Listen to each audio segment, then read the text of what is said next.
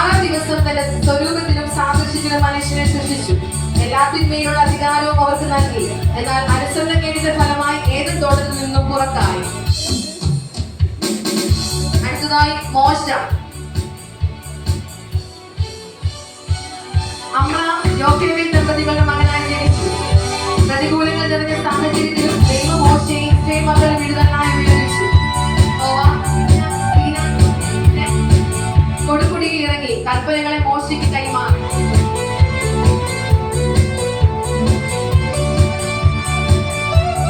അടുത്തതായി ദെബോര. ഇസ്രായേലിലെ പ്രവാചകിയും ന്യായാധിപതിയുമായിരുന്നു. എഫ്രയീം പർവ്വതത്തിൽ രാമയ്ക്കും ബഥേലിനും മധ്യയുള്ള ഈന്തപ്പനയുടെ കീഴിലാണ് ദെബോര പാർത്തിരുന്നത്. ഇസ്രായേൽ മക്കൾ ന്യായവിസ്താരത്തിന് ദെബോരയുടെ അടുത്ത് വരിക പതിവായിരുന്നു. ഭയം കൂടാതെ ദൈവശബ്ദം വിളിച്ചു പറഞ്ഞ് പ്രതികരിച്ചതുകൊണ്ട് ഇസ്രായേലിനെ ജയത്തിലേക്ക് നയിക്കുവാൻ സാധിച്ചു. അടുത്തതായി രൂത്ത്. രൂത്ത് ഒരു മോവാബ്യ സ്ത്രീയാണ്. രൂത്ത് നവോമിയുടെ മരുമകൾ. നവോമിക്ക് തന്റെ ഭർത്താവും തന്റെ മക്കളും മരണമടഞ്ഞ ശേഷം മരുമക്കളോട് തങ്ങളുടെ ഭവനത്തിലേക്ക് പോയിക്കൊള്ളുവാൻ പറഞ്ഞുവെങ്കിലും രൂത്ത് അമ്മായി അമ്മയോട് പറ്റി നിന്നു.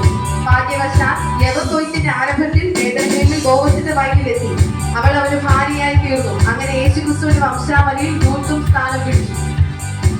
അടുത്തതായി ദാവീദ്. ഇളയ മകനായി ദാവീദ് ആട്ടിടയനാണ്. പവിഴ നിറമുള്ളവരും സുരേന്ദ്രനും കോമളരൂപിയും കിന്നരവായയിൽ നിപുണനും പരാക്രമശാലിയും യോദ്ധാവുമാണ്. സിംഹത്തിന്റെ കയ്യിൽ നിന്നും കരയുടെ കയ്യിൽ നിന്നും ആട്ടിക്കുട്ടിയെ ദാവീദ് രക്ഷിച്ചിട്ടുണ്ട്. മലനായ ഗോലിയാത്തിനോട് വേഷമുട്ടുവാൻ യഹോവ ശക്തി നൽകി. അടുത്തതായി എസ്റ്റർ രാജ്ഞി. എസ്റ്റർ എന്ന ഹദസ്സയാണ് നിങ്ങളുടെ മുമ്പിൽ നിൽക്കുന്നത്. അനാഥയായ എസ്റ്ററിനെ മോർദെഖായിയാണ് വളർത്തിയത്.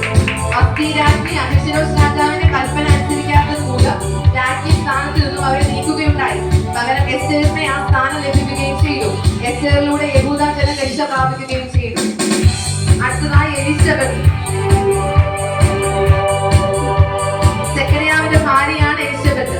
ഇരുവരും ദൈവസന്നിധി നീതിയുള്ളവരും കർത്താവിന്റെ സകല കൽപ്പനകളിലും ന്യായങ്ങളും കുറ്റമില്ലാത്തവരായി നടക്കുന്നവരുമായിരുന്നു.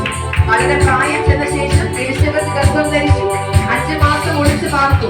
മറിയ എലിസബത്തിന്റെ വീട്ടിലെത്തി എലിസബത്തിനെ വന്ദിച്ചു. വന്ദനം കേട്ടപ്പോൾ പിള്ള അവളുടെ ഗർഭത്തിൽ തുള്ളി. പ്രസവിപ്പാനുള്ള കാലം തിരിഞ്ഞപ്പോൾ അവൾ ഒരു മകനെ പ്രസവിച്ചു. കർത്താവിന്റെ ദൂതൻ അവിടെ ചെയ്തതുപോലെ അവന് യോഹന്നാൻ എന്ന് പേർ വിളിച്ചു.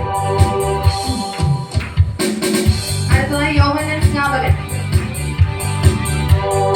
എലിസബത്ത് സെക്കറിയാവ് ദമ്പതികൾക്ക് വാർദ്ധക്യത്തിൽ ജനിച്ച മകൻ. ഒട്ടകരോമം കൊണ്ട് വെളുപ്പും അരയിൽ തോൽവാറും ആഹാരം വെട്ടിക്കുകയും നാട്ടുനേരമായിരുന്നു. യോർദാൻ നദികളുടെ നാട്ടിലൊക്കെയും വന്നു പാപമോചനത്തിനായുള്ള മാനസാന്തര സ്നാനം പ്രസംഗിച്ചു. മരുഭൂമി വിളിച്ചു പറയുന്ന വാർത്താവിന് കർത്താവിന്റെ വഴി ഒരുക്കുകയും അവരുടെ പാത നിരപ്പാക്കുകയും എല്ലാ താഴ്വരയും നിരന്തരും എല്ലാ മലയും കുന്നും താഴും വളഞ്ഞ് ചൊവ്വായി ദുർഘടമായ നിറഞ്ഞ വഴിയായി തീരും. സകല ജനവും ദൈവത്തിന്റെ രക്ഷയെ കാണും. അടുത്തതായി യേശു.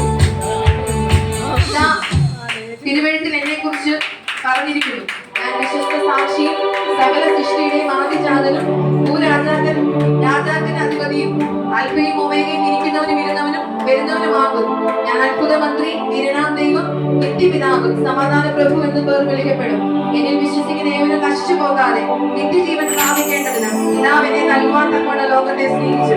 അതുകൊണ്ട് ഞാൻ ദൈവരൂപത്തിലിരിക്കെ ദൈവത്തോടുള്ള സമത്വം മുറുകെ പിടിച്ചു കൊള്ളണമെന്ന് വിചാരിക്കാതെ ദാസരൂപം എടുത്ത് മനുഷ്യ സാദൃശ്യനായി വിളങ്ങി. ക്രൂശിലെ മരണത്തോളം മനസ്സൊന്നുമുള്ളവനായി തീർന്നു. ഞാൻ കഷ്ടം അനുഭവിക്കുകയും 3-ാം നാൾ മരിച്ചവരിൽ നിന്ന് ഉയർത്തെഴുന്നേൽക്കുകയും ചെയ്തു. ഞാൻ പോയി നിങ്ങൾക്ക് സ്ഥലമൊരുക്കിയാൽ ഞാൻ ഇരിക്കുന്ന ഇടത്ത് നിങ്ങളും ഇരിക്കേണ്ടത് പിന്നെയും വന്ന് നിങ്ങളെ എന്റെ അടുക്കൽ ചേർത്തുകൊള്ളും. ഞാൻ ഗംഭീരനാമത്തോടും പ്രധാന ദൂതന്റെ ശബ്ദത്തോടും ദൈവത്തിന്റെ ആഹ്ളത്തോടും സ്വർഗത്തിൽ ഇറങ്ങി വരും.